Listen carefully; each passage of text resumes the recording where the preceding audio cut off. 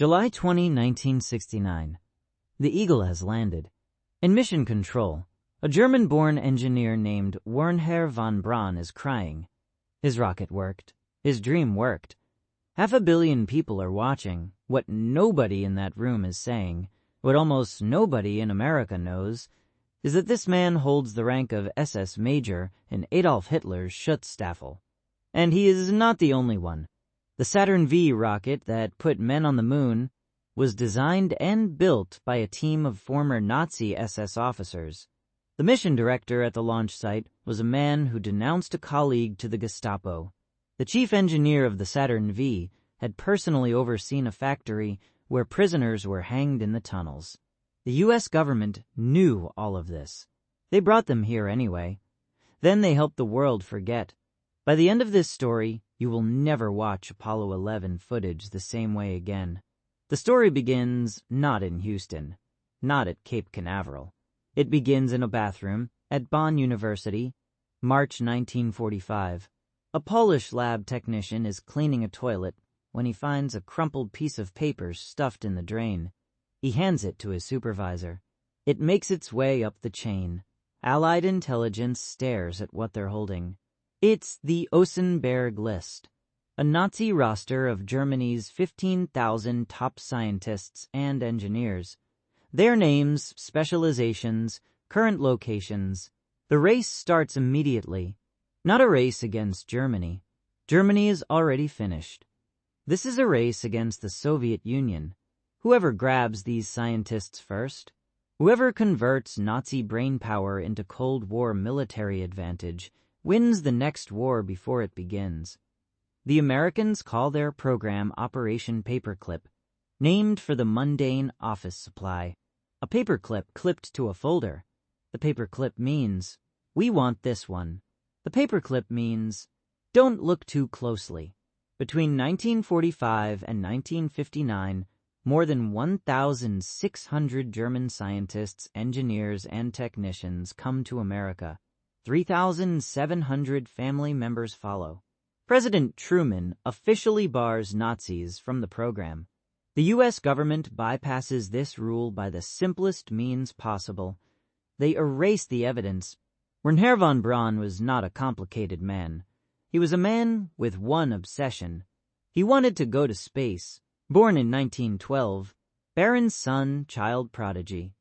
He could do orbital mechanics in his head before most teenagers could balance a checkbook. By his mid-20s, he was technical director of the Nazi rocket program at Peenemünde, the most advanced rocket facility on Earth. He joined the Nazi Party in 1937. He claims it was career pressure, not ideology. He joined the SS in 1940. Heinrich Himmler personally recruited him. By 1943, von Braun held the rank of SS Sturmbannführer, SS Major. He told American interviewers he was apolitical, that he cared only about rockets, that the SS rank was ceremonial. But in August 1944, there is a memo, written in von Braun's own hand, documenting a trip he took to Buchenwald concentration camp to select prisoners, skilled workers for transfer to the V-2 production facility. He selected them. He went back to his rockets. After the first V-2 hit London in September 1944 and killed 3 people, von Braun reportedly turned to a colleague and said, "The rocket worked perfectly, except for landing on the wrong planet." Here's the detail that history textbooks leave out. In August 1943, British bombers attacked Peenemünde. They didn't destroy the program. They forced it underground. Albert Speer and SS General Hans Kammler ordered a new factory to be built inside a mountain near Nordhausen, Germany. They called it the Middle Work, the Central Works. The labor force would come from a concentration camp built specifically for this purpose.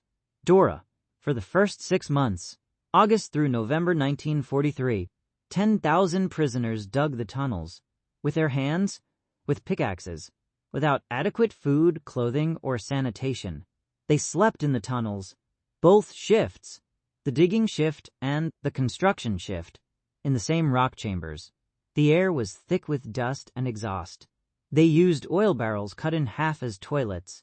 The rations, 1,100 calories per day. The work week, minimum 72 hours. The SS installed a crematorium because the death rate was so high. By the time the war ended, somewhere between 10,000 and 20,000 people had died at Dora and the middle work, worked to death, beaten to death, hanged. More people died building the WWII rocket than were ever killed by the WWII rocket as a weapon. Read that again. More people died making it than it ever killed. Wernher von Braun visited the middle work a dozen times by his own admission. He admitted in a 1969 West German court that he had seen terrible conditions underground. He never admitted seeing the hangings. He never admitted visiting the Dora camp adjacent to the factory. Historian Michael Neufeld of the National Air and Space Museum said plainly, he was directly part of a system murderously exploiting camp prisoners. April 1945. The Third Reich is collapsing. Soviet forces are approaching from the east. Von Braun gathers his core team, 125 of the best German rocket scientists, and makes a calculated decision. They drive west, toward the Americans, because the Americans are more likely to treat them as assets. The Soviets are more likely to treat them as prisoners. Von Braun, arm in a sling from a car accident, Iron Cross on his lapel, surrenders to a 19-year-old U.S. Army private on May 2, 1945. My name is Wernher von Braun. He says, I've been expecting you. He is taken to Fort Bliss, Texas, with 104 colleagues. Their records arrive separately. The Joint Intelligence Objectives Agency reviews them, finds SS affiliations, Nazi Party memberships, evidence of involvement in slave labor. They rewrite the files. SS officer, deleted. Party membership, nominal. Slave labor overseer, omitted. The paperclips go on the folders. Operation Paperclip is open for business. By 1950, the team moves to Huntsville, Alabama. Huntsville is now called Rocket City, USA. There's a reason for that. These men, former SS officers, Nazi Party members, some who had watched men hanged in underground tunnels, are attending church. Their children are playing with American children. They're getting citizenship, building reputations. Von Braun becomes a celebrity. A cover story in Time magazine. A Disney television series Man in Space. He is handsome, articulate, charming. He tells America about the dream of going to the stars. The dream is real. The past is buried. Then, on October 4th, 1957, the Soviet Union launches Sputnik, and America panics. Whatever moral hesitation anyone had about these men evaporates overnight. The question is no longer, what did they do in the war? The question is, can they beat the Russians? But here is the part that almost never gets told. It's not just von Braun. Arthur Rudolph was the operations director for V2 production at Middlework, not a visitor. The manager? Every day, in November 1944, 12 prisoners were hanged in the Middlework tunnels, publicly as punishment for sabotage. Arthur Rudolph was present. He signed the reports. After the war, Operation Paperclip brings him to America. He develops the Pershing missile. He rises through the ranks. He becomes the chief engineer of the Saturn V. Arthur Rudolph, the man who stood in an underground tunnel while 12 people were hanged, was the chief engineer of the rocket that put Neil Armstrong on the moon. He received NASA's Distinguished Service Medal in 1969. So did Wernher von Braun. So did Kurt Diebus, SS member, first director of Kennedy Space Center, who had denounced a colleague to the Gestapo. 4 former SS officers standing in NASA suits, receiving America's highest space honor. 24 years after their slave laborers died in the tunnels. It wasn't just the rocket scientists. Otto Ambros was Hitler's favorite chemist. He co-discovered sarin nerve gas. He was general manager at Auschwitz's synthetic rubber plant, running slave labor operations. He was convicted of mass murder at Nuremberg. Sentenced to 8 years, he served 4. A U.S. official released him early. Restored his finances, he was then hired by the U.S. Department of Energy and the U.S. Army Chemical Corps. Hubertus Strughold was chief of aeromedical research for the Nazi Luftwaffe. In 1943, his institute ran experiments on epileptic children, ages 11 to 13, taken from an asylum, put in vacuum chambers to simulate high altitude, to study what oxygen deprivation does to the brain. After the war, he came to America. He coined the terms space medicine and astrobiology. For decades, the Space Medicine Association's highest honor was the Strughold Award, given every year to the giants of the field. In 2012, a Wall Street Journal investigation exposed the experiments on children. In 2013, the Strughold Award ceased to exist. Historian Brian Krim wrote, "Paperclip rewarded hundreds of devout Nazis with coveted U.S. citizenship, excellent jobs, and public acclaim at the same time Holocaust survivors were kept out of the country." In 1982, U.S. investigators with the Office of Special Investigations begin quietly confronting Arthur Rudolph. The evidence is clear: the hangings, the slave labor, the signed reports. In March 1984, Arthur Rudolph, aged 77, decorated NASA veteran, chief engineer of the moon rocket, renounces his U.S. citizenship. He and his wife leave for West Germany quietly. Most Americans never notice. His Social Security benefits remain intact. Part of the deal. West Germany finds insufficient evidence to prosecute him. He dies in Hamburg.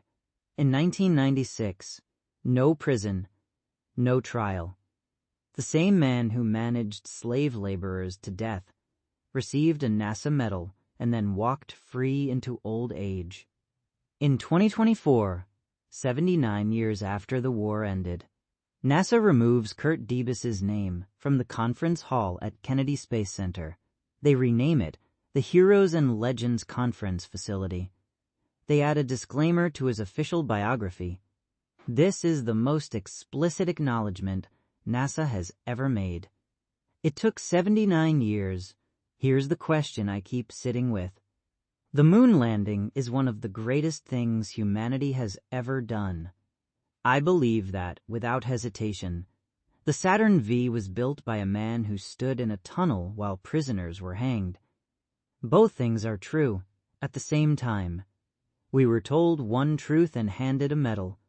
The other truth waited 40 years for a single line in a NASA biography. I'm not saying the moon landing was wrong. I'm asking a different question. When we decide that capability matters more than accountability, when we look at atrocities and say, but look what we built with it, what does that decision teach the next generation of engineers, the next generation of governments? What would you have done? If you knew, if you were the one with the file and the paperclip? Operation Paperclip buried one story beneath another. History has a habit of that.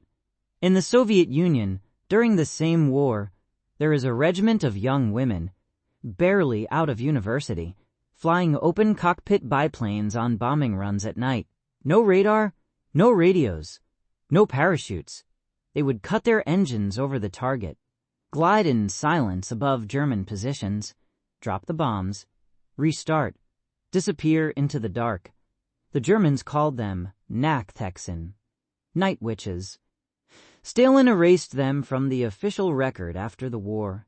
The Soviet Union preferred to forget that women had fought at all. What happens when an entire regiment of war heroes, 80 pilots killed in action, gets written out of their own country's history? Title suggestions. The Nazis who built NASA, and how America covered it up. 2. Saturn V was built by an SS officer. NASA gave him a medal. 3. 20,000 people died to build the rocket that went to the moon. 4. Operation Paperclip, the greatest cover-up in American history. 5. The moon landing's dark secret. It took 40 years to come out.